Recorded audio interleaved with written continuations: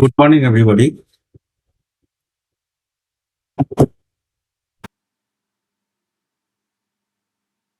এখানে আমরা চার্টে চলে আসি।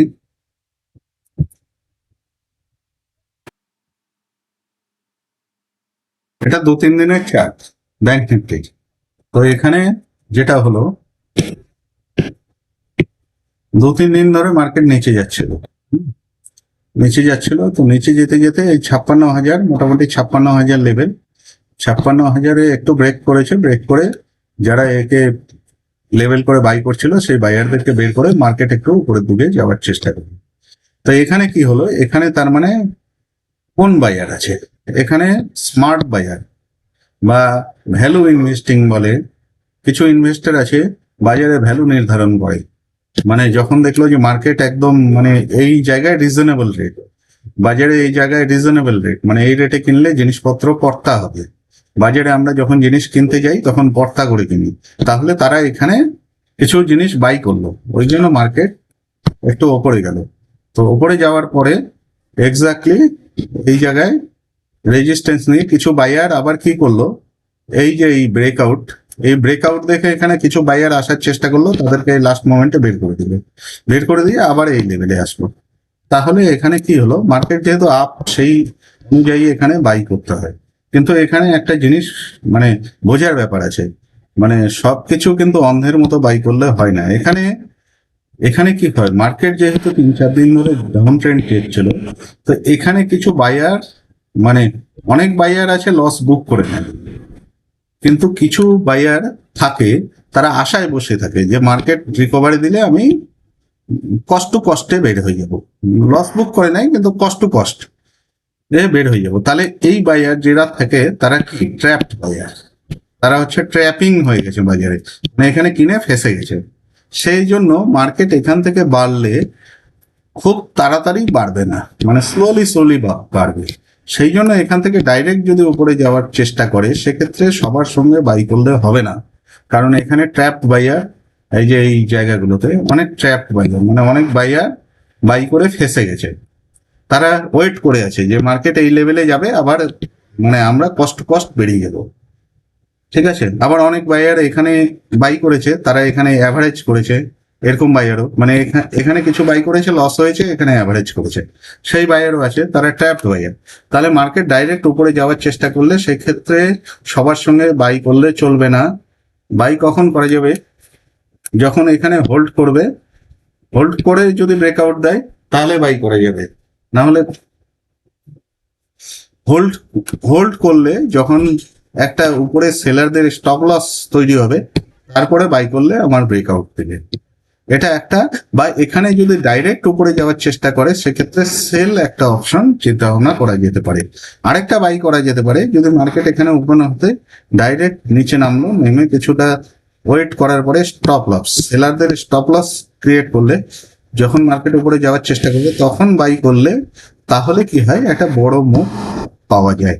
এই দুই ক্ষেত্রে বাই করা যেতে পারে। এটা হচ্ছে আমাদের ব্যাংক নিফটির চার্ট।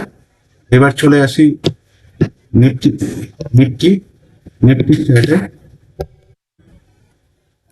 এটা নিফটির চার্ট, এটা সেন্সেক্সের চার্ট। এই চার্টটাও মোটামুটি একই রকম, শুধু ব্যাংক নিফটির চার্টটা একটু কম উপরে গেছে, কিন্তু সেই তুলনায় নিফটির চার্টটা উপরে একটু বেশি গেছে। শুধু এইটুকুই, এই যে এই জায়গাতে ট্র্যাপ বাইয়ার বসে আছে, ডাইরেক্ট ভাগার চেষ্টা করলে এই যে এই যেই লেভেলে এই যে মার্কেট হচ্ছে, যেই লেভেলে একটা এই যে এখান থেকে ফল করা শুরু করলো,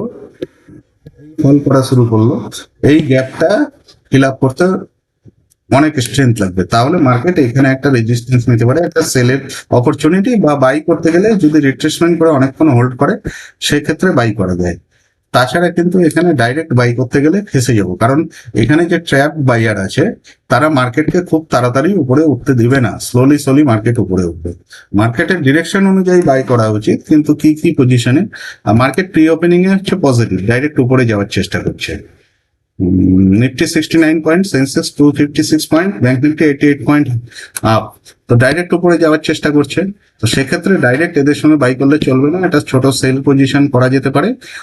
অথবা মার্কেট যদি রিট্রেস করে হোল্ড করে সেক্ষেত্রে বাই করা যেতে পারে। তাছাড়া এখানে ডাইরেক্ট বাইং এ ফেসে যাওয়ার চান্সই বেশি, কারণ মার্কেট খুব তাড়াতাড়ি উপরে যাবে না।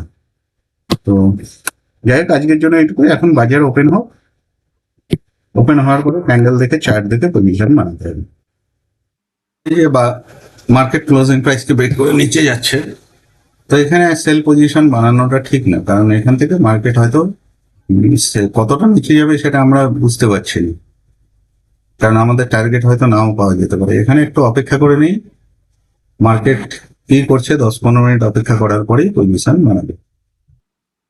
এখানে যেরকম চার্ট, ব্যাংক নিফটি সেলিং হয়ে গেল, নিফটি এখানে হোল্ড করছে, তো এখানে একটা বাই পজিশন করে নেওয়া যায়।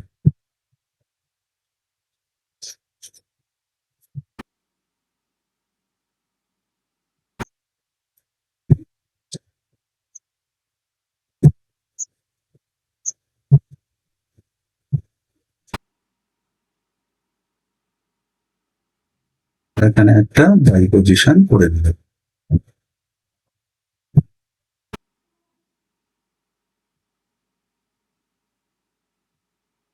বাই পজিশন করে নিলাম, এখন দেখা যাক কি হয়।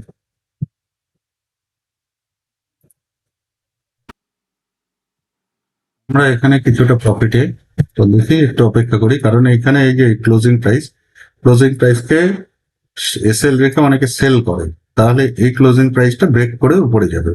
কি করে অনেকে এই যে এর উপরে উপরে সবার এসএল কিছুটা হলেও থাকতে পারে, সেলারদের এসএল।